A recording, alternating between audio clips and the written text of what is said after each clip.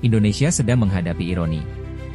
Di satu sisi, kita didorong untuk sekolah setinggi-tingginya. Tapi di sisi lain, angka pengangguran justru banyak datang dari mereka yang bergelar sarjana. Lalu, siapa yang salah?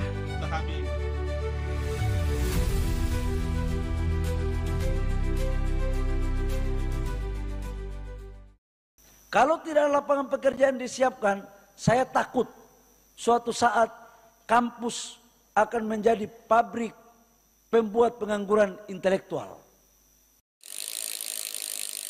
Chapter 1 Stigma Pendidikan. Di masyarakat kita, pendidikan sering dianggap sebagai jalan utama menuju kesuksesan. Anak-anak sejak dini ditanamkan bahwa kuliah adalah satu-satunya cara untuk hidup layak. Tapi kenyataannya, banyak sarjana justru menganggur. Stigma pun muncul. Orang yang tidak kuliah dianggap kurang berhasil, dan mereka yang kuliah tapi tak dapat kerja dianggap gagal. Padahal, realitas dunia kerja sudah jauh berubah. Tapi ketika lulusan sarjana masih menganggur, masyarakat mulai memberi label. Mereka dibilang malas, pilih-pilih kerja, atau kurang berusaha. Inilah yang disebut stigma pendidikan. Padahal, banyak dari mereka justru korban sistem. Chapter 2 Apakah kuliah itu penting? Apakah kuliah masih penting? Jawabannya, tergantung. Banyak jurusan kuliah yang tidak lagi relevan dengan kebutuhan industri. Sementara biaya pendidikan terus meningkat. Banyak mahasiswa lulus tanpa skill yang dibutuhkan dunia nyata. Namun, kuliah tetap bermanfaat untuk memperluas jaringan, belajar berpikir kritis, dan memahami struktur pengetahuan. Tapi, apakah itu cukup untuk menjamin pekerjaan? Yang paling penting hari ini adalah skill. Banyak lulusan diploma atau sarjana terapan bahkan lebih dicari karena punya kemampuan praktis. Chapter 3 Pendidikan tidak relevan lagi. Menurut data BPS Februari 2025, jumlah pengangguran lulusan perguruan tinggi masih di atas 4,7%, angka yang tak sebanding dengan biaya dan waktu yang mereka habiskan.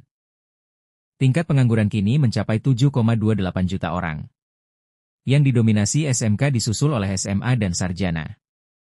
Artinya, pendidikan bukan lagi jaminan arah karir. Lalu, apa sebenarnya yang dicari dunia kerja hari ini? Jawabannya sederhana: pengalaman, keterampilan, komunikasi, kreativitas, kemampuan beradaptasi, dan menyelesaikan masalah. Kita hidup di era serba cepat, serba digital. Tapi sistem pendidikan kita masih seperti 20 tahun yang lalu. Ruang kelas masih fokus pada teori, bukan praktik. Kurikulum banyak yang tidak relevan dengan kebutuhan industri. Generasi muda hari ini butuh pendidikan yang cepat, fleksibel, dan relevan. Yang mempersiapkan mereka untuk dunia yang nyata, bukan hanya teori yang dihafal. Dan kabar baiknya, revolusi pendidikan sedang dimulai. Chapter 4 Revolusi Pendidikan. Setelah melihat kenyataan pahit pendidikan kita, muncul pertanyaan besar, apa yang harus kita lakukan? Jawabannya hanya satu, revolusi pendidikan. Pendidikan harus berubah dari sekadar teori menjadi praktik nyata. Dari mengejar gelar, menjadi mengejar keterampilan dan karya. Revolusi pendidikan bukan berarti kita meninggalkan kampus, tapi mengubah cara kita belajar. Kampus masa depan adalah kampus yang mendekatkan mahasiswa ke industri, bukan menjauhkan mereka. Disinilah Politeknik Kebangsaan hadir sebagai contoh nyata. Bukan sekadar tempat kuliah, tapi pusat pengembangan keterampilan digital dan terapan. Mahasiswa di sini tidak hanya belajar teori, tetapi juga praktik nyata, proyek industri, dan portofolio yang bisa langsung dibawa ke dunia kerja. Di Politeknik Kebangsaan, mahasiswa disiapkan bukan hanya untuk lulus, tapi untuk siap kerja, siap berkarya, bahkan siap membuka lapangan pekerjaan. Inilah wajah pendidikan baru, cepat, relevan, dan adaptif. Bukan hanya melahirkan lulusan, tapi melahirkan generasi yang mampu bersaing di era digital. Revolusi pendidikan sudah dimulai.